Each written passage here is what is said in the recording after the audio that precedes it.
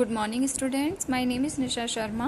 I am your maths teacher. Today we are going to study chapter number 5th part 2nd है. ये video का second part है. So we have already studied in our previous video shapes. कुछ shapes पढ़ चुके थे. ये आपको कलर करना था. I hope आप लोग कर चुके होंगे ये चीज़. ठीक है, एक्सरसाइज थी. ठीक है, रेक्टेंगल हमें इसमें ट्राइंगल्स काउंट करने थे.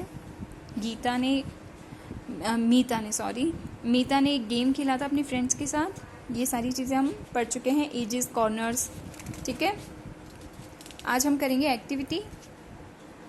सो let's start the chapter with this activity time. ठीक है, take a rectangular sheet of paper. अब हमें रेक्टेंगुलर शीट का एक पेपर लेना है इस तरीके का. ठीक है, उसके बाद काउंट इट्स कॉर्नर. अब इसके कॉर्नर्स काउंट करेंगे तो ऑब्वियसली 4 ही कॉर्नर्स हैं इसमें. तो देयर आर 4 कॉर्नर्स.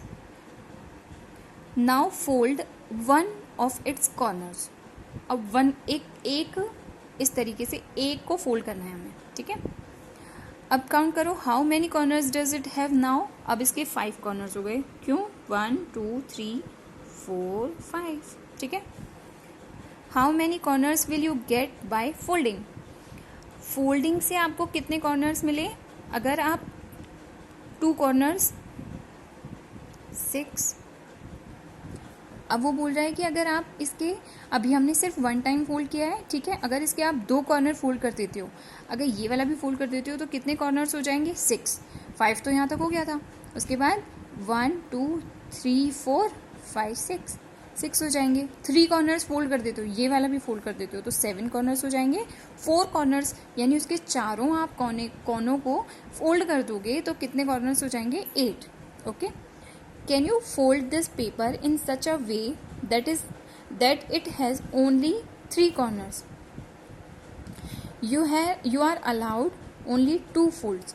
यानी कि can you fold this paper in a such a way that it has only 3 corners. क्या आप इसको इस तरीके से फोल्ड कर सकते हो कि उसके सिर्फ 3 कॉर्नर्स बचें और आपको सिर्फ 2 टाइम्स फोल्ड करना है. तो क्या होगा answer? Yes, all the corners to square sheet can be folded in such a way that are number of corners remain unchanged.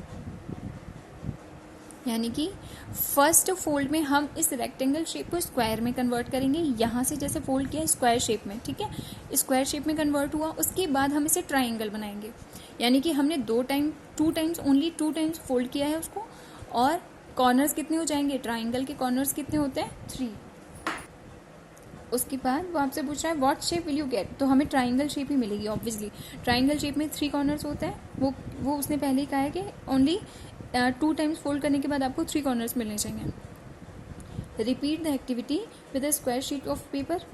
और वही आप, अभी तो ये रेक्टेंगल को हमने 2 टाइम्स फोल्ड करके स्क्वायर शीट में कन्वर्ट किया था. अब स्क्वायर पेपर मतलब स्क्वायर शीट का पेपर लोगे तो उसे 1 टाइम फोल्ड में ही आपका क्या बन जाएगा? Triangle. Can you fold all the corners of the square sheet in such a way that the number of corners remain unchanged. अब वो पूछ रहा है कि क्या can you fold all the corners of the square sheet. क्या square sheet के आप कॉर्नर्स को फोल्ड करोगे इन सच अ वे, इस तरीके say that the number of corners remain unchanged, कि उसके जो कॉर्नर्स हैं वो अनचेंज्ड रहें. तो आप स्क्वायर बॉक्स में अगर आप ये चीज़ें करते हो तो वो अनचेंज्ड ही रहते हैं. तो हमने आंसर क्या कर दिया? Yes. Look at the following table and tick the names of the things that have corners. अब हमें उन चीज़ों के ऊपर टिक करना है जिनके क्या होते हैं? कॉर्नर्स होते हैं. Also count the number of edges and corners in each of them. और उसके एजेस और कॉर्नर्स हमें काउंट करके इस पर लिखने हैं. ठीक है, तो इस एक्टिविटी को कंप्लीट करते हैं. Name of the things. यहाँ पर हमें एक डाई दे रखी है. ठीक है, इसे क्या कहते हैं? डाई. इसे बॉल, एक बॉल मैंने बना रखी है. मैंने बना दिया बॉल को. कर्व्ड होती है बॉल. इरेजर कुछ इस तरीके का होता है. एग कर्व्ड होता है. शीट ऑफ अ पेपर इस तरीके का रेक्टेंगल शेप में होता है. ठीक है, वेदर इट हैज़ कॉर्नर्स. अब उसके कॉर्नर्स होते हैं या नहीं होते हैं वो चीज़ें लिखनी है। तो यस, इसके होते हैं डाई के। बॉल का कोई कॉर्नर नहीं होता। इरेजर के होते हैं। एग का कोई कॉर्नर नहीं होता। और sheet of a paper corners होते हैं। Number of edges 12। इसकी नंबर ऑफ एजेस कैसे निकाले हमने? देखो 1 2 3 4 5 6 7 8 9। जैसे ये 4 इधर है, 1 2 3 4, 4 अपोजिट साइड में होंगे, 8 और 4 इधर की साइड, 12। ठीक है, इस तरीके से कितने एजेस हो गए? 12। Number of corners 8। Number of corners कैसे निकालेंगे? 1 2 3 4 5 6 7 8, इस तरीके से। अब इसमें एजेस और कॉर्नर होंगे नहीं तो 0 0 हो गया। एग और बॉल के कॉर्नर्स और एजेस क्या हो जाएंगे? 0 0। अब वो बोल रहा है इरेजर के, इरेजर भी सेम हो गया, 12 हो गए, 8 हो गए। और शीट ऑफ अ पेपर, इसके तो 4 ही हैं कॉर्नर्स और एजेस भी 4 ही हैं, तो 4 4। ठीक है। Next, in the following figures tick those which have corners, do these figures have curved lines. अब इसमें देखो, सबसे पहले ये स्ट्रेट लाइन है, स्ट्रेट लाइन के साथ आपको हमेशा कॉर्नर मिलेंगे। ठीक है, यहाँ 2 कॉर्नर्स हो गए। ये कर्व्ड है तो यहाँ कॉर्नर नहीं मिलेगा आपको। ये स्ट्रेट लाइन के साथ बना हुआ है तो यहाँ पे आपको 4 कॉर्नर्स मिल गए, 4 एजेस मिल गए। ये कर्व्ड है, ठीक है, बट इसके कॉर्नर्स मिले हैं, देखो 1 2 3।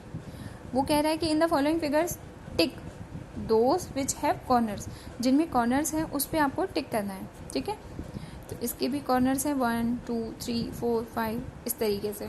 इसके कोई कॉर्नर नहीं है, इसका भी कोई कॉर्नर नहीं है, तो आपको इनको टिक नहीं करना है। Using only straight lines can you draw a figure which has no corners. अब क्या स्ट्रेट लाइन यूज़ करके आप कोई ऐसा फिगर ड्रॉ कर सकते हो जिसके कॉर्नर नहीं हो? नो। मैंने बताया था कि स्ट्रेट लाइन जहाँ होगी वहाँ आपको कॉर्नर ज़रूर मिलेंगे।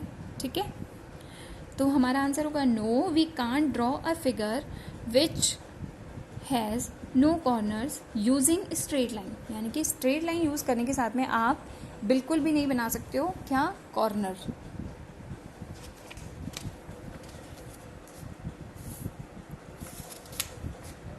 सो जैसे कि यहाँ पे स्ट्रेट लाइन यूज़ हो रखी है, इसके साथ आपको कॉर्नर ज़रूर मिलेंगे ऑब्वियसली। 1 2 3 इस तरीके से कॉर्नर आपको शो हो रहे हैं। So this is it for this class.